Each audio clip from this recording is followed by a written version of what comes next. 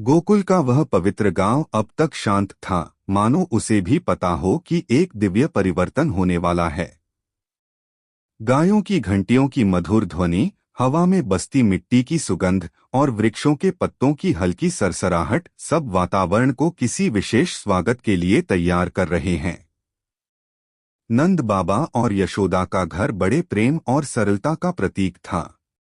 घर में बड़ी बड़ी मटकी, लकड़ी के खंभे, रस्सियों से बंधी गायें और आंगन में फैली मिट्टी, सब कुछ स्वाभाविक, ग्रामीण और अत्यंत पवित्र। यशोदा अर्धनिद्रा में थीं, पर उन्हें पता भी नहीं चला कि उनके पास कौन आ गया है। भगवान की लीला ही ऐसी है। जहां भगवान स्वयं आए, वहां कोई जागरूक होकर कैसे देख सकता है। उनकी नींद ही ईश्वर की इच्छा थी। वसुदेव ने कृष्ण को धीरे से यशोदा के पास लिटाया।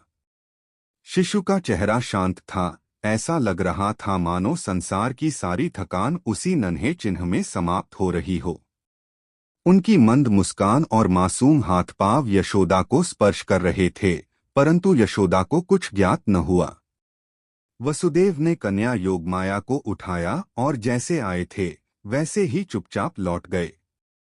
जब वसुदेव मथुरा की ओर चल पड़े, तब एक शीतल हवा का झोंका नंद भवन में आया।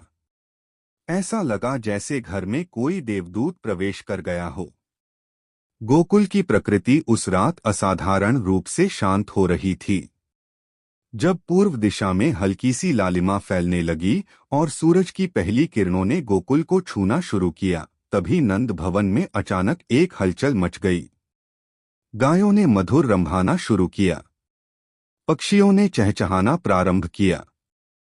मानो पूरे गोकुल को आज कुछ अद्भुत होने का एहसास हो गया हो। यशोदा की आंखें धीरे धीरे खुलीं।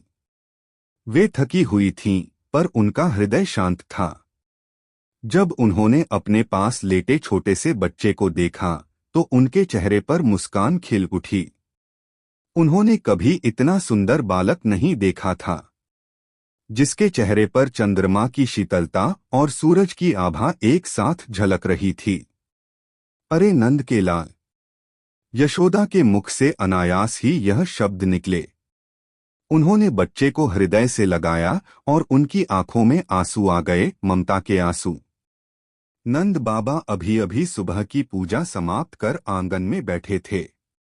एक गोप उनके पास आया और बोला, बधाई हो नंद महाराज, आपके यहाँ पुत्र